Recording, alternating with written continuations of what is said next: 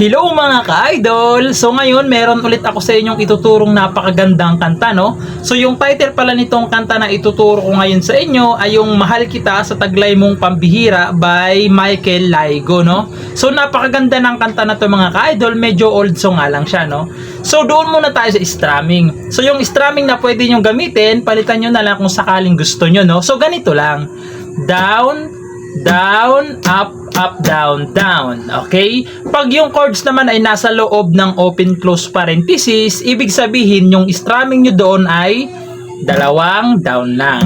Okay? So, ganun lang siya. So, proceed na tayo doon sa kanyang verse. So, yung verse niya doon mga ka-idol is D. Ayan yung D. First string, second string, tsaka third string. Ayan, D. Sunod is E minor. Yung E minor, ito siya, 5th string tsaka 4th string lang. Ayan, E minor. Tapos A. Yung A, ito siya sa second fret, second string, third string tsaka 4th string. Ayan, A. Tapos babalik kayo ng D. Tapos isa pang D. Tapos G. Yung G, first string, second string, tapos 5th string tsaka 6th string. Yan, G. Sunod, babalik kayo ng E minor, tapos D. Okay?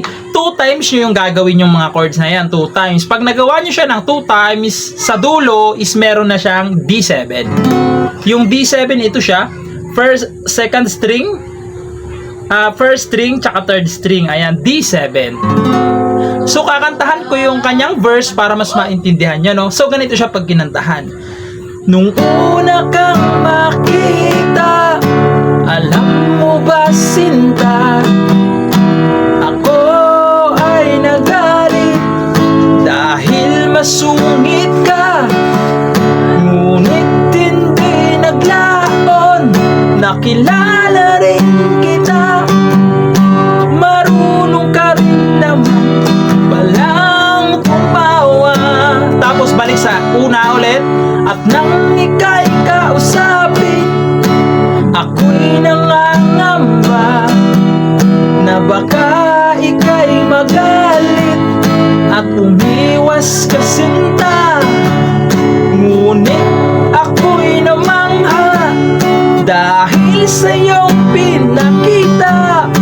Marunong ka rin naman palang. Tapos D7, papasok na kasi doon yung kanyang chorus. Okay? So yung puntahan naman natin mga ka-idol, yung kanyang chorus. So yung chorus niya doon mga ka-idol is G. Ayan, G.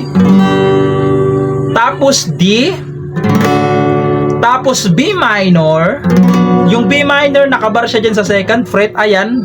Tapos dito naman sa third fret ay second string. Dito naman sa fourth fret ay fourth string tsaka third string lang. Ayan, B minor.